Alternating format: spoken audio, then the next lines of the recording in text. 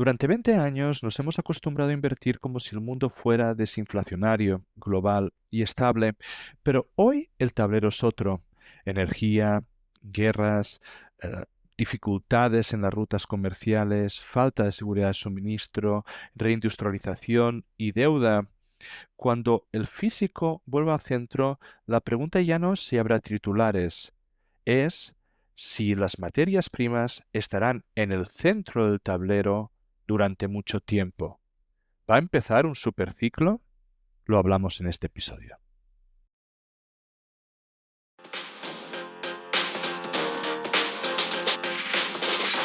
Bienvenidos amantes del subsuelo, esto es Charlando de Minas, el primer y único podcast en español dedicado a la inversión minera.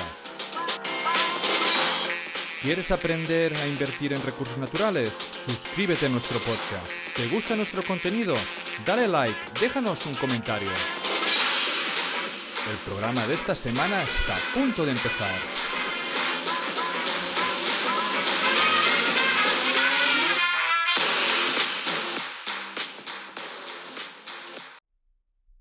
A todos aquellos que habéis llegado hasta aquí y escucháis este podcast de forma semanal, muchas gracias. Pero os voy a pedir un único favor. Haced como el 30% de los siguientes que está suscrito desde la plataforma que lo escuchéis y suscribiros a la red social que más uséis. Haciendo este pequeño gesto, que es el único favor que os voy a pedir, nos ayudaréis a llegar a mucha más gente y poder atraer mejores invitados. Otra vez, gracias por estar aquí y os dejo con el episodio de hoy.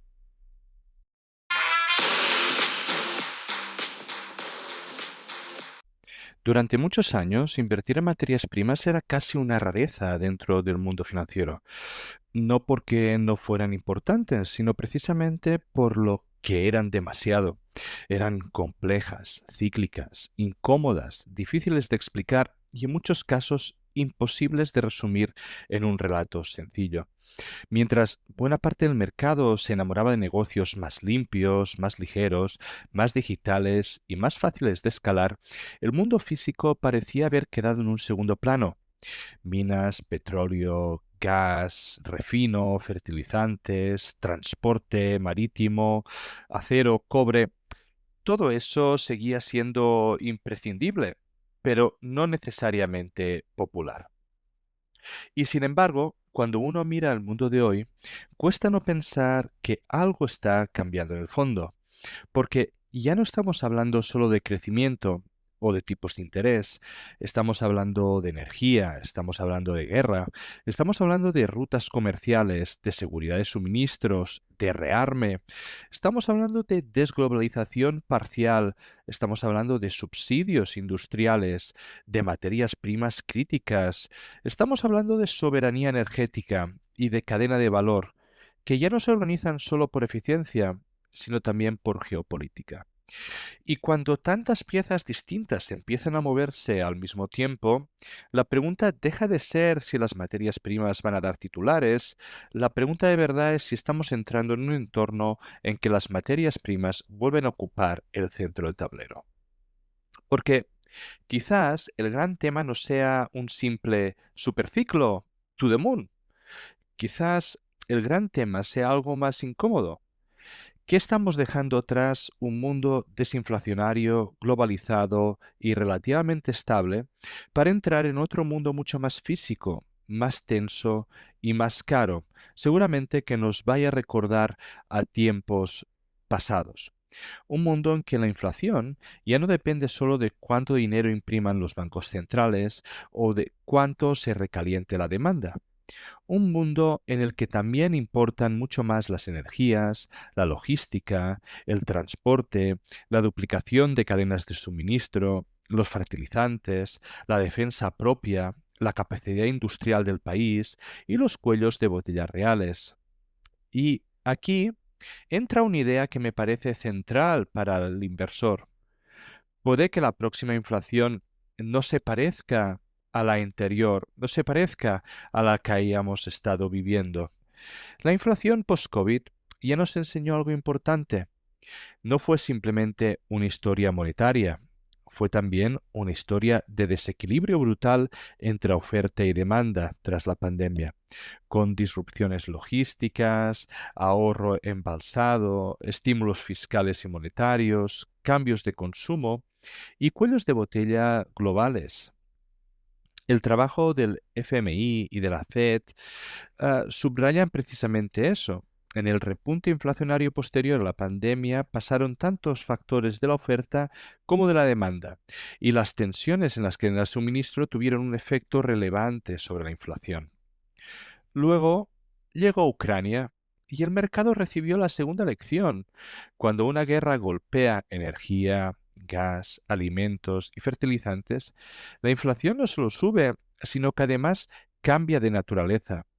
El FMI ya advirtió en el 2022 de que la guerra reduciría el crecimiento y elevaría la inflación a través de materias primas, comercio y canales financieros, con subidas rápidas de combustible y alimentos. Trabajos posteriores del propio FMI destacan que la invasión rusa amplificó el shock de energía y comida. Ahora, lo que tenemos delante vuelve a recordar que ese problema no ha desaparecido.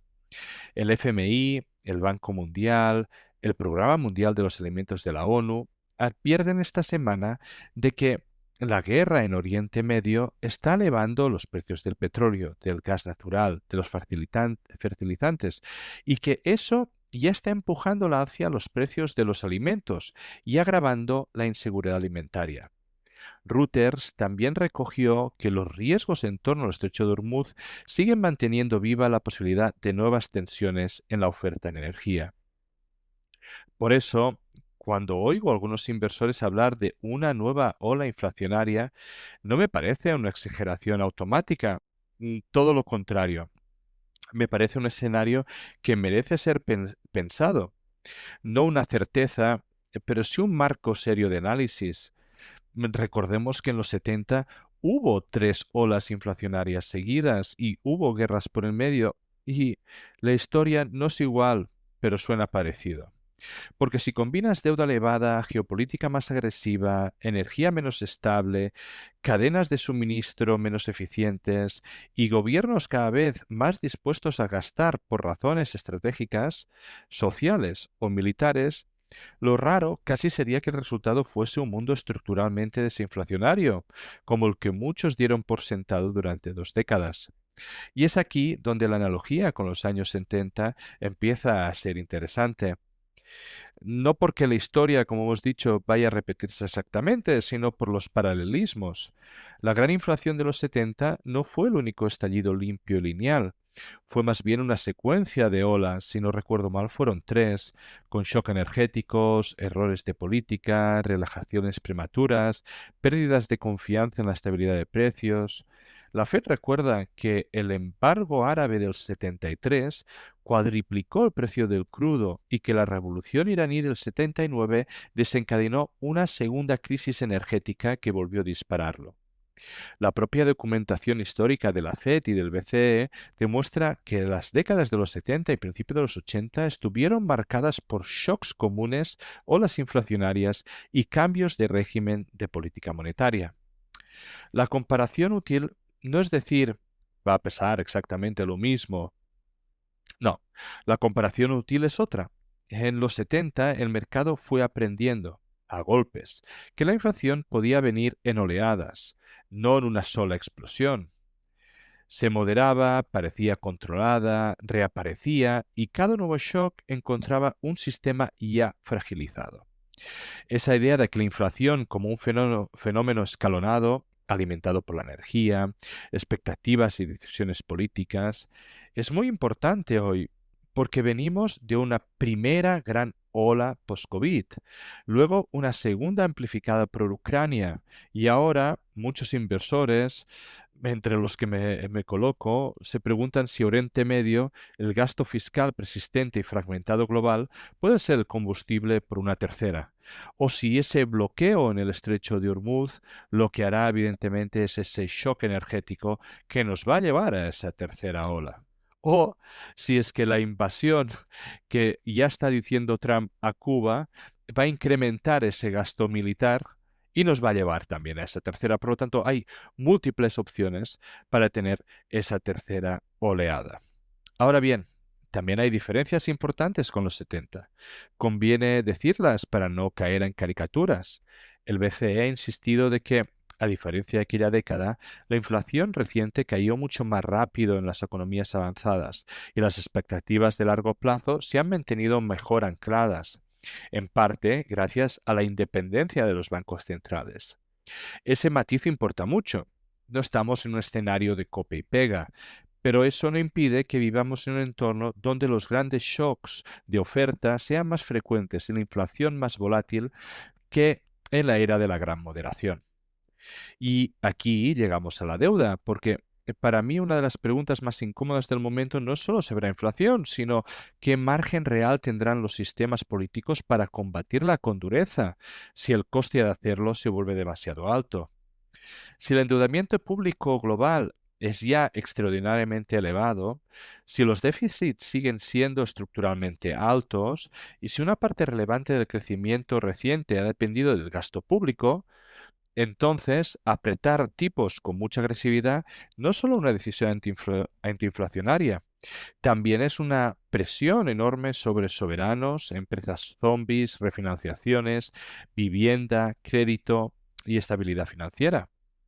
El BIS lleva años recordando que una forma histórica de erosionar deuda ha sido combinar la inflación con algún grado de represión financiera, es decir, tipos reales negativos, mayor absorción de deuda pública por parte del sistema financiero o mecanismos que mantengan el coste de la financiación por debajo de lo que marcaría un mercado completamente libre. Por eso, cuando algunos hablan del gran reset, como nuestro amigo J.R. Chalá, yo creo que lo útil no es entenderlo como un eslogan, sino como una hipótesis de régimen, un sistema demasiado endeudado para normalizarse del todo, demasiado frágil para aceptar recesiones profundas y, por lo tanto, con incentivos crecientes a resolver tensiones mediante una combinación de inflación moderadamente más alta, represión financiera, gasto público y crecimiento nominal. No digo que eso esté decidido, digo que es una posibilidad que cada vez tiene más sentido analizarla. Y si eso fuera el camino, el papel de los activos reales cambiaría mucho. Porque en un mundo, el oro deja de ser un activo defensivo en un mundo como ese. El petróleo deja de ser solo una commodity cíclica. El cobre deja de ser solo una apuesta por la electrificación. El uranio deja de ser solo una historia sectorial. La plata deja de ser el dinero del pobre. Todo eso puede pasar a ser leído como una exposición a un sistema donde lo físico recupera el poder de fijación, donde la escasez vuelve a cotizar y donde la inflación puede ser menos accidental y más funcional de lo que muchos quieran reconocer. Eso sí, aquí es donde hay que tener mucho cuidado con la simplificación, porque un marco favorable para las materias primas no significa que todo el complejo vaya a comportarse igual, ni significa que cualquier productor vaya a capturar el valor, ni significa que basta con comprar una narrativa bonita sobre la guerra, la deuda o la inflación. De hecho, en recursos naturales ocurre constantemente lo contrario. Puedes tener razón en la tesis general y aún así perder dinero en la compañía equivocada. Puedes acertar en el metal y fallar en el vehículo. Puedes leer bien la geopolítica y entrar demasiado pronto o demasiado tarde. Puedes comprar el relato correcto con el timing incorrecto.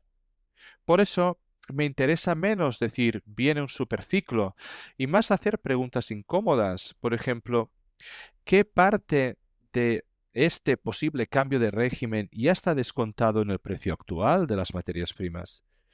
¿Qué materias primas siguen teniendo una historia potente pero una estructura de mercado débil? ¿Dónde hay más consenso del que parece? ¿Qué activos se están comprando ya como cobertura de inflación a la guerra? O de inflación, perdón, o de la guerra. ¿Y cuáles siguen relativamente huérfanos de capital? ¿Dónde puede estar hoy la mayor asimetría? en petróleo, en oro, en plata, en uranio, en cobre. Ahí es donde empieza de verdad la conversación y os invito a dejar comentarios para saber vuestra opinión. Y también hay una pregunta aún más de fondo. Si la inflación vuelve en olas, si la deuda condiciona la política, si el crecimiento real se desacelera y si el sistema necesita más nominalidad para sostener, ¿qué significa eso para el inversor particular? Porque quizás hemos pasado 20 años educándonos para invertir en un mundo de abundancia, globalización, tipos bajos y tecnología escalable, y ahora nos toca aprender a invertir en otro completamente distinto, uno con más fricción, más coste físico, más inestabilidad política y más importancia de lo tangible. Puede que no sea tan fácil como únicamente poner el dinero en indexados. Y eso es algunas de las cosas que vamos a estar hablando en el evento en vivo de Charlando de Minas para el 5º aniversario, que os invito todos a poder venir o a poder verlo online mediante la compra en Filacelo. Para eso, para mí, el gran tema no es si una materia prima va a subir un 10, un 20% en los próximos meses, sino es si estamos presenciando un cambio de era en el que la energía, metales, minería, infraestructura y seguridad de suministro vuelven a ocupar un papel central dentro del análisis macro y dentro de la asignación de capital. Y si esa hipótesis es correcta, entonces estudiar materias primas ya no es una excentricidad, ni es algo raro, es más bien una necesidad. Hoy no quería cerrar esta tesis, quería dejarla abierta, quería poner sobre la mesa la posibilidad de que no estamos ante un simple rebote cíclico, sino ante algo más profundo, una combinación de deuda, guerra, inflación, reordenación industrial, que pueden obligarnos a pensar distinto sobre los marcos y sobre los mundos. Y precisamente de esto, de este pensamiento abierto, de esta conversación, de esta poner sobre la mesa estas cosas incómodas es lo que va el invento del 5º aniversario de Charlando de Minas. Abrir bien esta conversación, de discutir si estamos ante una nueva fase de ciclo, si la inflación puede volver por la puerta de la geopolítica, qué significa todo esto para los activos reales y dónde puede estar hoy el gran error de consenso. Porque quizás lo más peligroso no sea que venga la inflación, quizás lo más peligroso sea seguir invirtiendo como si no pudiera volver. Por eso, en el 5º aniversario de Charlando de Minas, tendremos una mesa redonda con Josep Ramon Aixalà, con Aleix Amorós, con Dani del canal Dragón Oro Plata, todos ellos para hablar de geopolítica, macroeconomía, inflación y cómo todo eso nos afecta a nuestra inversión, cómo nos afecta a la economía que viene. Pero estoy seguro que ellos no serán los únicos a hablar de estos temas, porque las charlas que van a hacer Lobo Tigre, Pobre Millennial o Marta Escribano en directo, seguro que van a tocar estos temas. Y recuerda, el evento será el próximo 6 de junio por la tarde en Reus, en Tarragona. Tenéis la opción de venir en directo para conocernos a nosotros, conocer a los ponentes, o de verlo online o en diferido comprando la fila cero. Las entradas están disponibles en Eventbrite, podéis buscar 5º aniversario de Charlando de Minas o podéis encontrarlo en la descripción de este vídeo y probablemente en el primer comentario. Va a ser el evento más importante de inversión en materias primas y minería en España. Nos vemos allí. Descargo de responsabilidad. Los contenidos que aparecen en Charlando de Minas no son recomendación de inversión. Amadeo Bonet y sus invitados no son asesores de inversión. Los autores pueden tener algún interés en las compañías que se mencionan en esta publicación. Igualmente pueden tener sesgos y no ser imparciales. La información en esta publicación y de todas otras de Charlando de Minas son impersonales por naturaleza y de carácter generalista y deben ser consideradas como un producto de entretenimiento. Recuerda que el riesgo mínimo de cualquier inversión mencionada en este vídeo es el 100% del capital. Antes de tomar ninguna decisión de inversión, es imprescindible que consultes a un asesor de inversores cualificado y con experiencia. Estas emisiones son un relato personal de mi aprendizaje en el mundo de los recursos naturales. En este podcast intentaremos traer empresas, comentar tesis de inversión y hablar con gente relevante en el sector. Si te gusta, dale like y suscríbete. Soy Amadeo Bonet y esto es Charlando de Minas.